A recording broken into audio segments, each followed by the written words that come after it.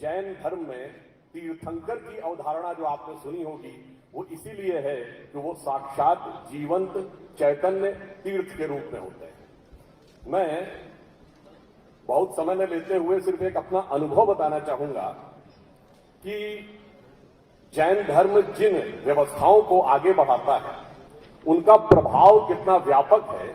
जैसे उदाहरण के लिए अंग्रेजी में एक शब्द होता है शमन, SHAMAN, जिसका अर्थ होता है कोई भी व्यक्ति जो रिलीजियस यानी कि साधु संत प्रकृति है।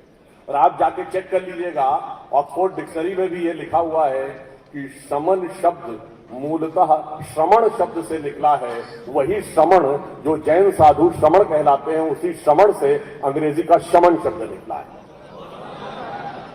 अब मुझे एक अपना व्यक्तिगत अनुभव ध्यान है। 2008 में मैं ACYPL American council of young political leaders के प्रोग्राम में अमेरिका गया, तो उस पूरे प्रतिनिधिमंडल में मैं एकमात्र शुद्ध शाकाहारी व्यक्ति था।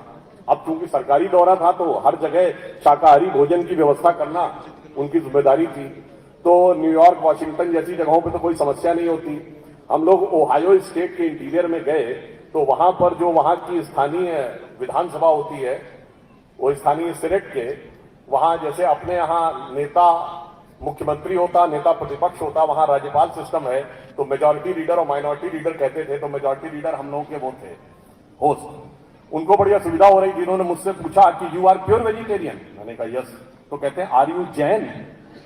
अब देखिए कितनी दूर तक यह प्रचारित है कि प्योर वेजिटेरियन का मतलब जैन। फिर वो कहते हैं you are vegetarian because of the cultural reason. मैंने कहा no, also because of the scientific reason. तो कहता व्हाट इज साइंटिफिक रीजन। तो मैंने उनसे कहा what is the difference between plant and animal, यानी जंतु और वनस्पति में अंतर क्या है।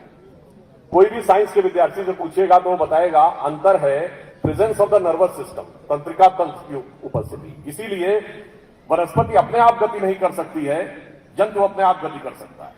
तो जब आप किसी जंतु को लेते हैं तो उसके साथ साथ उसके तंत्रिका तंत्र का भी जो एमिनो एसिड है वो भी आपके अंदर जाता है। और जब वो एमिनो एसिड वही है जो डीएनए के अंदर पाया जाता है।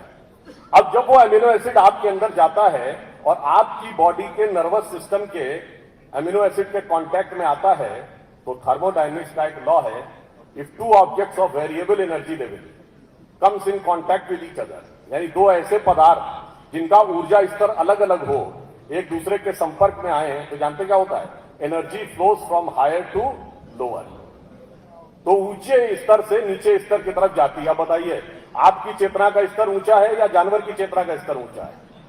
तो मानी हुई बात है, जैसे ही आप मांसाहार ग्रहण करते हैं चेतना का डिटोरिएशन, डिसिपेशन शुरू हो जाता है। मैंने कहा यह साइंटिफिक रीजन है जिसकी वजह से मांसाहार करना उचित नहीं समझता।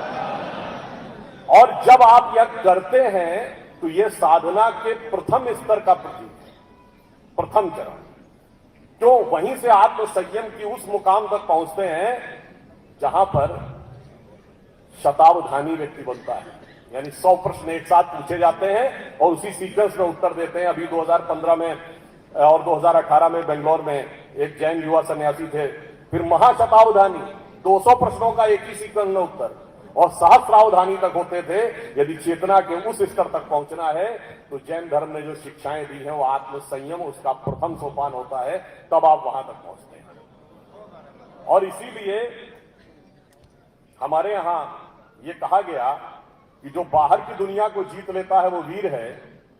बाहर जो संघर्ष करता है, बाहर में बड़े बड़े युद्ध जीतता है, वो तो वीर है। जो अंदर की विजय प्राप्त करे वो ज्यादा बड़ी विजय। इसीलिए एक दिन ये भी कहना चाहूंगा, आपने दुनिया के तमाम देश सुने होंगे, सब जगह क्रांतियां सुनी होंगी। रूस की क्रांति, चीन की क्रांति, ब्रिटेन की क्रांति, अमेरिका की क्रांति, मगर भारत दुनिया का एकमात्र बड़ा देश है जहां क्रांति नहीं सुनी होगी। क्यों? इसलिए यहां लड़ाई बाहर के लिए नहीं, अंदर के लिए होती है। और जब आप अपनी अंदर की चेतना को अधोगामी से ऊर्ध्वगामी करते हैं तो क्या होती है, संक्रांति। इसलिए भारत में क्रांति नहीं होती है, भारत में संक्रांति होती है। तो मैं सिर्फ अंत में यह कहना चाहता हूं कि जितने भी प्रकार के हमारे जैन धर्म के सिद्धांत हैं ये इस तरीके से हैं जैसे कोई प्राइमरी स्कूल का बालक अगर ये सोचे कि मैं यूनिवर्सिटी और पीएचडी लेवल के चीजों का विश्लेषण कर लूं, तो जो लोग अपनी नॉर्मल सांसारिक बुद्धि से इसका अध्ययन करने का प्रयास करते हैं वो उसी प्रकार की गलती करते हैं जैसे दूसरा चौथा पास व्यक्ति पीएचडी डिग्री वाले की स्टडी करना चाह रहा हूं। इसलिए अंत में मैं सिर्फ यह भी बताना चाहता हूं कि आपके यहां ज्ञान के स्वरूप का कैटेगराइजेशन कैसा है। जो नवकार मंत्र है उसमें सबसे पहले क्या कहते हैं, नमो अरिहंतारम, सभी अरिहंतों को नमस्कार। फिर नेक्स्ट है नमो सिद्धारम, फिर कौन, जो सिद्ध पुरुष है। फिर नमो अय्यर्याणम, यानी आचार्य लोग। आचार्य कौन है, जिसने सब अनुभूत कर लिया हो और बताने की क्षमता भी रखता हो। फिर है नमो अवौझाम, अवौझा मतलब उपाध्याय, इनको सारा ज्ञान हो गया हो। यह अवौझा शब्द जो है इसी से ओझा शब्द और झा शब्द बनाए जो ब्राह्मणों के सरनेम होते हैं।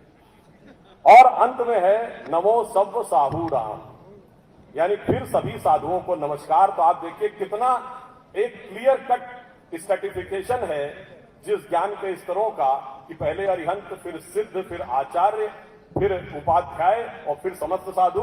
तो अंत में सभी साधुओं को नमन करते हुए अपना निवेदन समाप्त।